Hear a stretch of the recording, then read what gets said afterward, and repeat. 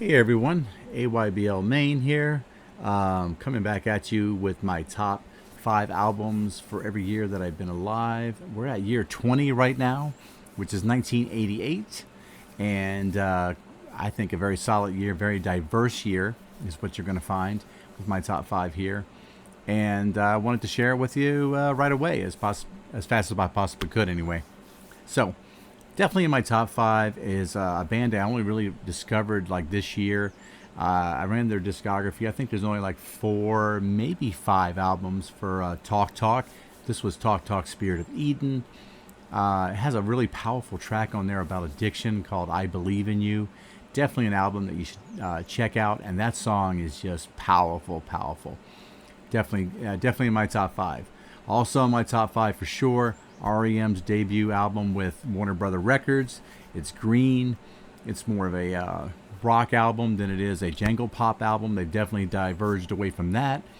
Other than Stand, obviously, that's the big hit off of there. But they also had Orange Crush, Pop Song 89, You Are My Everything, World Leader Pretend, all very solid tracks. Definitely an album that I've grown to appreciate more over the years as REM has kind of progressed in their catalog. Also in my top 5 for 1988 is the Fisherman's Blues by the Waterboys, a band that I didn't discover until I started managing a college radio station back in 1989, 1990. Discovered them, really like the sound. It's got this very unique Celtic folk type of rock sound. It's got a song called World Party that's just absolutely fantastic. The title track, Fisherman's Blues, is great. They do a cover of Strange Thing. They got Stolen Child on there. Just great. There's so many musicians that kind of move in and out of the lineup that makes it a very interesting band. So check it out. Not a number, but also in my top 5 will be like the quintessential, I think, hip hop album that everybody should own. It takes a million. Takes a nation of millions to hold us back. It's Public Enemy. Just a powerful record. Chuck D is one of the best lyricists of all time. If you want to check out a track on there, check out Black Steel in the Hour of Chaos, about a black draft dodger who escapes from prison. It's just a really cool song. Very powerful the way they use their sampling throughout the whole record. Rick Rubin is a master producer. Everything that he touched in the 80s as far as hip hop goes was just turned to gold right away. But my number 1 album for 1988 was Tracy Chapman's debut album, Tracy Chapman.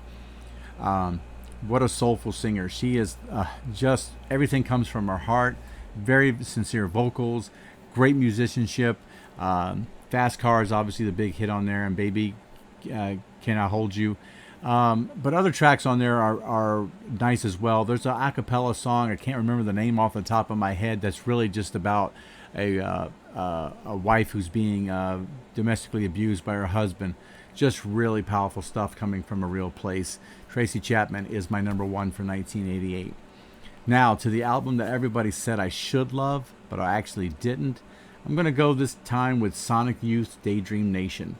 And I've listened to 3 albums by Sonic Youth. Probably the only one that I kind of liked was Goo, and that's just kind of liked. It's not something I'd go back and listen to very often.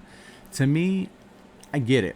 They're good musicians. The problem is on a lot of their music and a lot of their tracks, they never actually go out of their way to prove that they're good musicians.